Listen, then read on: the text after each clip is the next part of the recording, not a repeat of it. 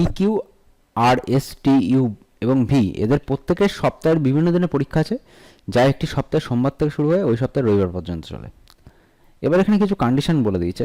সেই কন্ডিশনে বলে দিয়েছে যে কিউ এবং টি এর মাঝে 5 জন পরীক্ষা দিচ্ছে। বৃহস্পতিবার ইউ এর পরীক্ষা আছে, ভি এর ঠিক আগে এস এর পরীক্ষা আছে, কিউ এর ঠিক আগে আর এর পরীক্ষা আছে। ভি এবং পি এর মাঝে কতজনের পরীক্ষা আছে সেটা জানতে গেছে।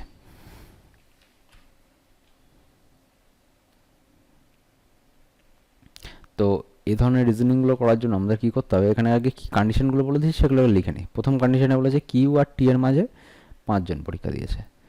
তারপরে বলেছে দেখো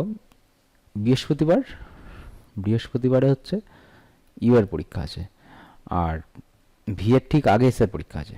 ভি এর ঠিক আগে, তাহলে আগে এস এর পরীক্ষা, সেটা গোল করে দিলাম তাহলে বোঝার সুবিধার জন্য যে ভি এর ঠিক আগেই পরীক্ষা আছে।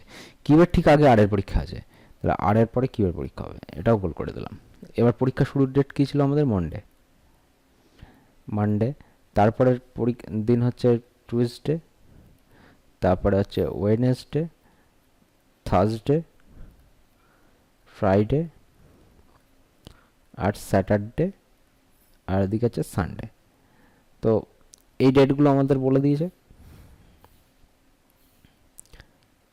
এবার দেখো কি কি এই কন্ডিশনগুলোকে ধরে নিয়ে আমরা এইগুলোকে ফিল আপ করবো।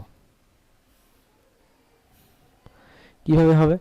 দেখো বৃহস্পতিবার ইউর পরীক্ষা আছে, এটা ফিক্সড। এই যেখানে 4টে শর্ত দিয়েছে তার মধ্যে বৃহস্পতিবার ইউর পরীক্ষা আছে, এটা ফিক্সড। এবার কিউ আর টি এর মাঝে 5 জন পরীক্ষা দিচ্ছে, তাহলে এটা হতে পারে কিউ প্রথমে শুরু হলো, টি লাস্টে শেষ হলো, তার মানে 1 2 3 4 5। আবার এটা হতে পারে টি প্রথমে শুরু হচ্ছে, কিউ লাস্টে আসছে, মাঝখানে 5 জন পরীক্ষা দিয়ে দিয়েছে। এখন বলেছে যে কিউ এর ঠিক আগে আর এর পরীক্ষা দেবে, তাহলে এখানে তো আর কোনো ঘর নেই যে আমি আর লিখতে পারবো, তাহলে এই কন্ডিশনটা আমাদের হবেই না। তাহলে হবে কোনটা? এই কন্ডিশনটা, কিউ এর ঠিক আগে আর এর পরীক্ষা হচ্ছে। এবার দেখো এস আর ভি এর পরীক্ষা আছে, কারণ এরা পরস্পর পরীক্ষা দিচ্ছে, তাহলে এস ওপরে হবে, নিচে হবে ভি, এখানে হবে এস, এটা ভি, আর এখানে মাঝখানে পড়ে থাকবে কে? পি।